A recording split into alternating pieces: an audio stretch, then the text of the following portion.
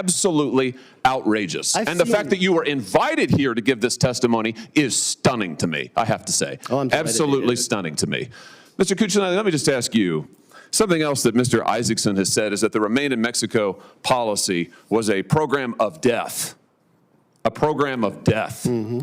Is that your experience, having seen it implemented? A program of death? As part of implementing it, my answer would be no. It was quite the opposite. This hearing wasn't just another political argument. It exposed a deep divide over immigration and public safety.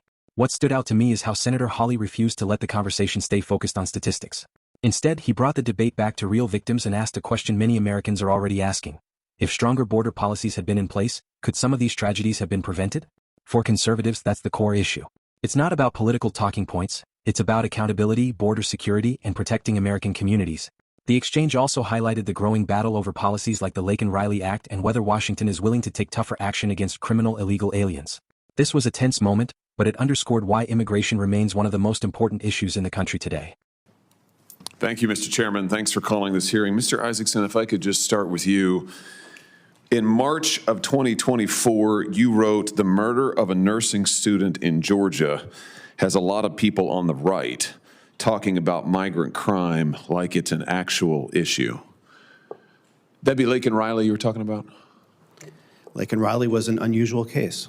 Yeah, here, let's have a look. Here's Laken-Riley. Yes. Her murder, her horrific murder at the hands of this illegal migrant who was also unlawfully paroled in the United States. Her death, not an actual issue? It's a tragedy. But not an actual issue?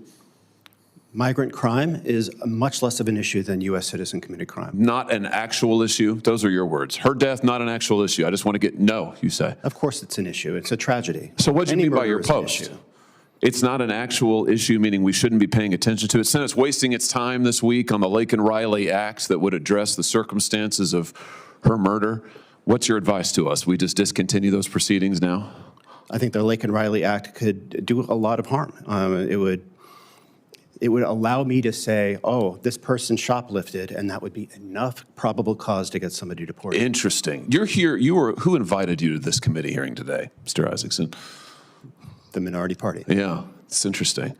You're here as a spokesman for the minority party. I just want to make sure the record's clear on this. The spokesman for the minority party is advising the Senate that the Laken-Riley Act is a bad idea and we ought to stop it. The spokesman for the minority party is saying that Laken-Riley's death and migrant crime is not an actual issue. I can't frankly believe that I am hearing these words. You said it's not an actual issue. I read you the quote. Laken-Riley's death was not an actual issue. You said that the murder of a nursing student in Georgia has a lot of people on the right talking about migrant crime. You put it in quotation marks, square quotes, like it's an actual issue. She's dead because of migrant crime, right? Let's try something else. Here, do you know who this is? Do you know who this young man is? I do not. Travis Wolf, 12 years old, from my state, murdered by an illegal migrant who was also, like Jose Ibarra, illegally paroled by the last administration. Is your expectation that zero migrants? Let me tell you what my expectation is that those who commit crimes in this country will be appropriately dealt with. Absolutely. And that we should not be allowing migrants who commit crimes into this country, and that, yes, migrant crime that kills people like Travis Wolf, whose death was shocking, whose death is inexplicable, indefensible. I actually do think, yes, I think it's an actual, wait a minute, it's my time, Mr. Isaacson. I actually think, and I want the record to be clear on this, that migrant crime is a real issue. I think the Laken-Riley Act is absolutely necessary. In fact, I propose an amendment to the Laken-Riley Act that will cover people like Travis Wolf.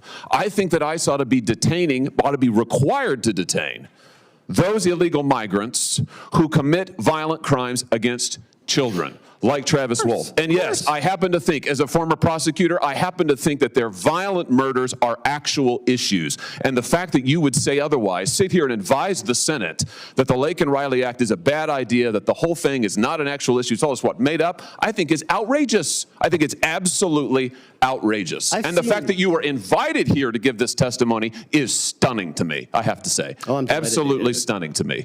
Mr. Cuccinelli, let me just ask you, something else that Mr. Isaacson has said is that the Remain in Mexico policy was a program of death. a program of death. Is that your experience, having seen it implemented, a program of As death? part of implementing it, my answer would be no. It was quite the opposite. And as I said in my statement, that the deterrent effect for illegal aliens to come that was gained by the migrant protection protocols, Remain in Mexico program, prevented a lot more abuse, child abuse, abuse of women on the journey, and death along the way than any of the crimes that occurred addressed to the people where the people in Remain in Mexico were the victims. So anytime we have illegal immigration going on, we have victimization of that population. It would be my view, and I think the dollars play it out, especially as you've seen since 2019, that the idea that the cartels benefited from the Remain in Mexico program is relatively ludicrous compared to the alternative.